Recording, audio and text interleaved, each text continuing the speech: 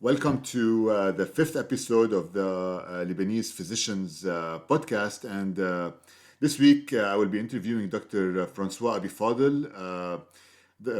Francois, actually, I knew him from my Indiana days. At the time, he was doing his waiver in Logansport. And I don't know how we connected. I think we connected about a patient, and then we started talking to each other all the time.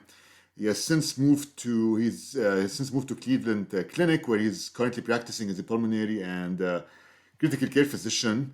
And this week, actually, which is it's a good thing we're interviewing this week, because this week he was elected as president of the Ohio Thoracic Society. So he's moving up in the world in Ohio, and he has a lot of positions at Cleveland Clinic. He's actually medical director of the subspecialties for internal medicine, and he's also responsible for the International Observership Program at the Cleveland Clinic, which is probably something related to what we're going to talk about today. Francois, how are you doing today? Hi, Khalil. How are you? Thanks for having me, and it's so good to see you again. Of course, good to see you too. So, can you tell us a bit about like your how you ended up in Cleveland from Lebanon, and how things transpired for you to end up at the Cleveland Clinic eventually? So, I was born in Lebanon. I did my medical school there at St. Joseph University after finishing high school as well in Lebanon. So, moving to the U.S. was kind of a tough decision and a big decision. Like anybody in Lebanon that makes that decision to leave everything behind and to go for his specialty training overseas.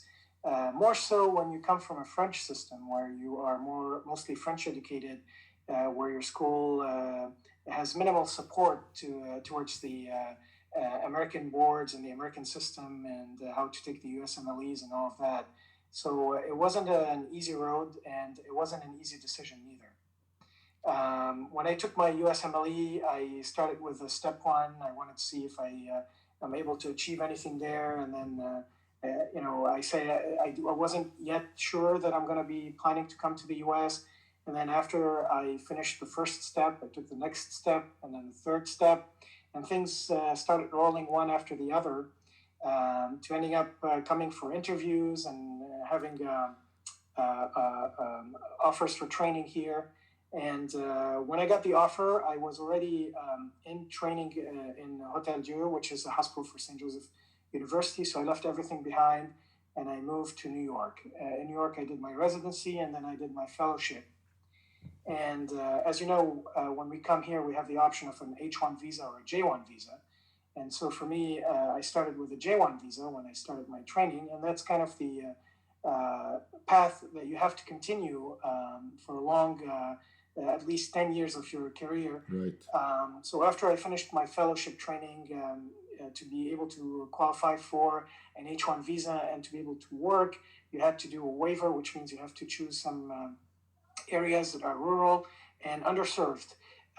It was a privilege to work in an underserved area, but again, it lacks some support, definitely, when you come from a bigger university hospitals. So I moved to Indiana. I was in North Central Indiana. I was the only pulmonologist serving around 200,000 people. And I guess this is where we met a couple of years ago, Right. When I had those advanced fibrosis cases, or I had someone who's ARDS that was on 100% FiO2 and 15 of PEEP or 17 of PEEP, and I had nothing else to offer, where I felt that maybe ECMO or maybe lung transplant or some other kind of avenues are needed. That's how I was connected to the on-call critical care physician, and it happens to be Khalil Diab. Yeah, he used to make us work quite a bit, I remember. with a couple of cases getting transferred to your way. So this is how we connected together. If I'm not mistaken, also we needed sometimes e-bus for a couple of my patients. Right. And I didn't have the e-bus in my hospital, so we had to transfer those your way. And this is how our friendship started. Yeah, I remember it was good when you didn't have the e-bus. You used to send me a lot of patients, and then you got it afterwards. And then progressively we started expanding, and we got less transfers to you. Yes. So yeah, and since then I know Khalil. We've been good friends. We met at the ATS in Dallas as well. Right, right. And then Khalil make the big decision to leave Indiana, and here we are. We connect again, and we are we have many platforms where we are connected together, whether it's Lebanese Pulmonary Society or the American Thoracic Society or the International Lebanese Medical Association. We have many common interests. Right, right. Yeah, you left Indiana to Ohio. I made a bigger turn and then ended up on the on the mid-Atlantic on the East Coast afterwards. But In DC. in DC, exactly. And yeah, it looks like Francois through your work in Cleveland Clinic. So can you tell us more about this International Observership Program? Because I can see that it could be helpful for some of the students and residents in Lebanon potentially to connect to it and be able to come over and do their electives. Absolutely. So after I left Indiana within the Cleveland Clinic, I was interested more in the academic world. So I tried to join a place where I could at least realize part of my career objectives and fulfill a little bit what I was planning to do initially. In our Cleveland Clinic, we have ACGME accredited internal medicine residency programs and many fellowships as well, and subspecialty fellowships. And we built an international observer program for medical students from overseas that are interested to come and do clerkship or training, kind of observership within the Cleveland Clinic health system. The most active department was actually the Pulmonary and Critical Care Department that I belong to, which is part of the Respiratory Institute. And we had at least 4 students every month that used to come and do their training. So we reached almost 50 a year in our department between the intensive care unit and the pulmonary service consult. Yeah. We welcomed anybody that was interested to come. We had many students coming from Lebanon. We had students coming from Jordan. We have students coming from Egypt and from many other parts, from India, from Pakistan, from many parts of the world. To kind of introduce them to the healthcare system in the U.S. and what could be useful for them. So it would be an opening, I guess, if the Lebanese students apply, right? It could be an opening for them to be able to come over. Absolutely.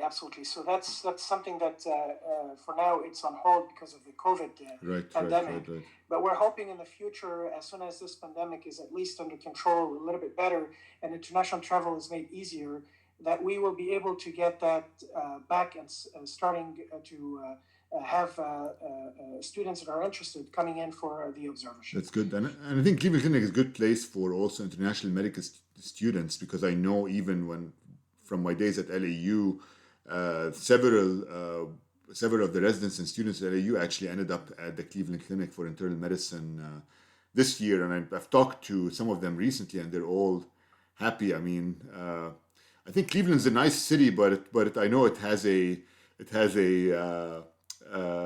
bad rep, right? But it's much nicer than the rep that it has. So correct. Now things have changed if we compare the last 20 or 30 years. Yeah. Definitely the suburbs and even Cleveland, things are heading in the right direction here. It's still an international city, not as much as what DC is, or bigger cities like New York or LA, but it has all the restaurants, the taste for anything that you would like, museums. We have also the one of the highest ranking orchestras in the world, number 7 in the world. And so it's an international city by all definitions. And Cleveland Clinic is a very open and welcoming institution. Actually, 1/3 of the staff, the physicians on staff, are actually foreign medical graduates. Yep. And I would add to that around 76 nationalities, different nationalities from the statistics that I saw in just last year's report, 76 different nationalities are physicians practicing within the Cleveland Clinic. Wow. So that's really an open place. We welcome, all students or residents that are really achievers, competent, and have all the skills, and they can really achieve their goals and their dreams by thinking of coming to the Cleveland by getting Clinic. there. Yeah. That's great. And we were talking, me and you, I think, before we started this conversation, we were talking also about a committee called the International Lebanese Medical Association, and it seems that you are one of the people who have started this association, or the part of this association in the United States, right? Correct. Can you tell Correct. us a Yes. bit? So Yeah, can you tell us a bit about it? This association, yes. what it So the does? International Lebanese Medical Association, Khalil, is an association already has been at least for 8 years, 9 years, since 2011, 2010, 2011, 2010. And the association, the goal of it is to join or to kind of connect all the Lebanese medical associations overseas that comes from different continents and different countries. And so we had the Australian one, the Brazilian one, the Mexican one, the Canadian one. In Europe, they had many countries, including Italy, Spain, UK, Belgium, France, and even Poland and Germany.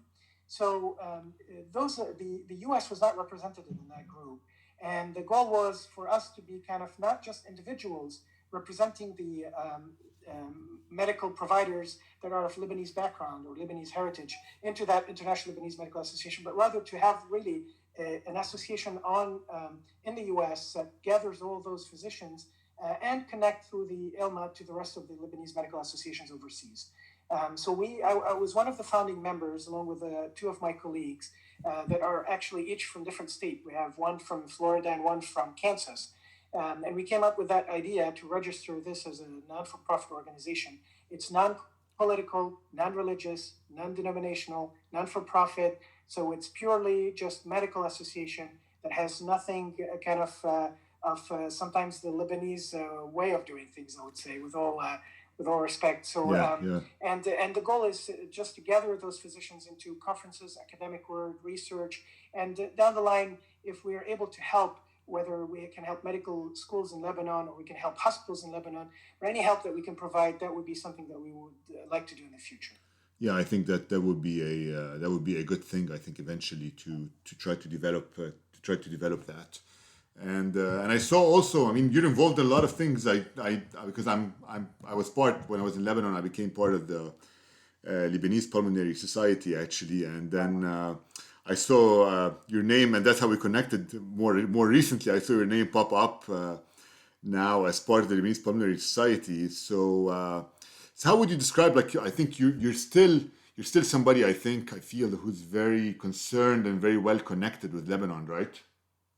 So I am. We all came from that background. We all have our families and a lot of the people that we love, and a lot of the people we know that are back in Lebanon. Yeah. And truly, when things change and when we see worsening situations, whether socially, medically, even academically, that's kind of a tough thing, and it's heartbreaking. So we try to connect more to help rather than any other goals that we have. I was invited to join the LPS by one of my colleagues as well. View the COVID situation currently, basically, and the needs for some recommendations and some follow up on treatments if available in Lebanon or not, and some of the things that we can help. And I'm always open and welcoming any opportunities to help others, especially specifically in Lebanon, and to be involved in the academic world and in those societies. Yeah.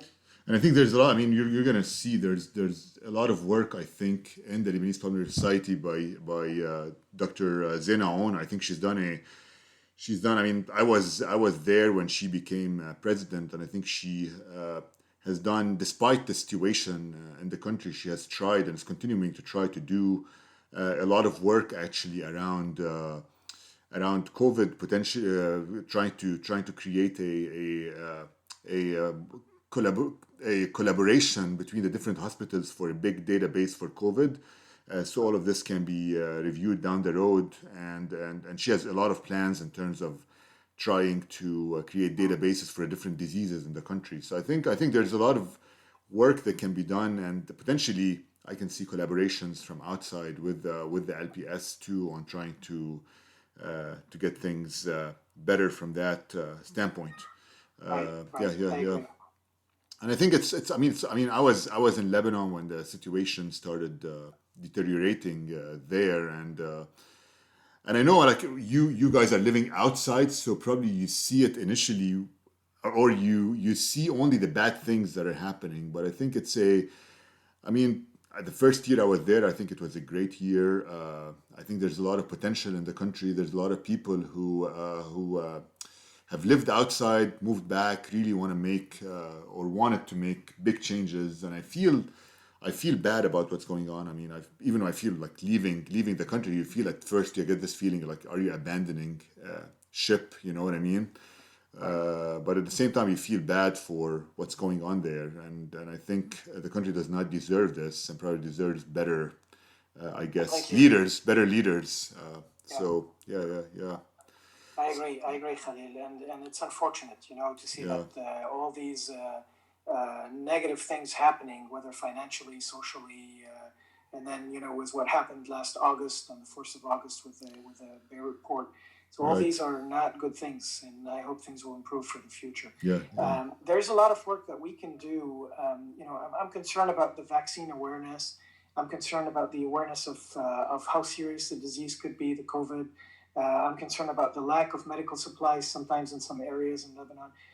These are all concerning things. And finally, what's going to be the future of the medical students finishing their medical school in Lebanon, and what opportunities will they have in the future if they're going to have all those setback or all the problems that they're facing, whether we're talking financially with the banks issues and other things, to be able to travel and fulfill their dream for further training, whether we're talking at the residency level or fellowship or subspecialty. Right, and I think we talked about that, me and you, before we started this conversation, and you were saying that there is some difficulty, right, for them to be able to sit for the USMLEs, and you've seen some difficulty with them even buying a plane ticket to come over, even if they get accepted for an elective, let's say at the Cleveland Clinic. There's difficulty buying a plane ticket to come over and do their elective. Correct. And that's unfortunate with that new kind of, I've never heard of this before, that fresh money type of issue that's happening with the banks in Lebanon. It's making it really difficult for those students. And I think the needs are going to grow in the future. And, us as physicians in the diaspora, we probably will have a bigger role to play, and we'll see how it's going to fold. Right. And especially now, I think with a lot of the universities are starting to raise their tuition. I mean, if you think about it, probably these universities are not raising their tuition; they're just adjusting partially their tuition to the market rate. But that can put a strain on I guess students whose parents actually work in the country. I mean, probably for students whose parents work outside, they can send this quote unquote fresh dollars. But for the students who live in the country, I think this is going to be a hard thing to do. Absolutely, I completely agree, and that's going to add more obstacles to those students that are actually really hard. A lot of them are very hardworking and very ambitious, and have a lot of good potential for the future. And I hope that not going to be an obstacle for them. Right. Yeah, I mean, I met with some students there before I left who, I mean, some of them are having trouble with this. Some of them are actually, instead of focusing on their studies, they're focused on their parents and can their parents pay their tuition, and they feel bad for their parents. So, right. Yep. So I hear some kids in the background. I'm sorry.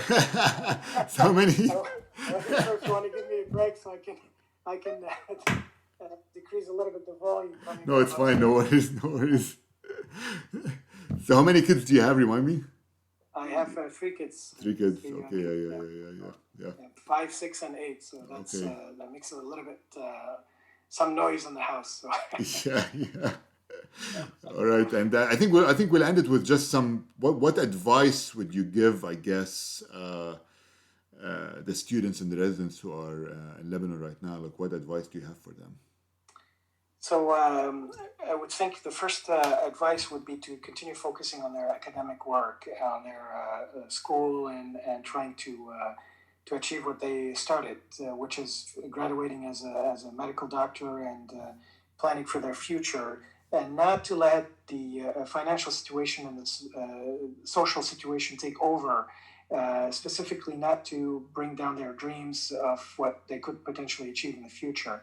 And the second advice is that I definitely recommend, and that's something that I always had in mind, I do recommend for anybody that is interested in getting a flavor of what the healthcare system looks like outside of Lebanon, whether we're talking in Europe or in the US or in Canada or Australia or any other country, not to hesitate to go and try, at least for a couple of weeks, for a month or so, to see how it looks like, because I might like it as I might not like it. But it could be a different way of seeing things in life. And a lot of time we think that it's something that we don't want to kind of open the door for, but it turns out to be a different world that really fulfills a lot of our dreams and is potentially what we wanted since the beginning. Right. So keep dreaming, and do not let the financial and social issues pull you away from focusing on what's important, which is your career.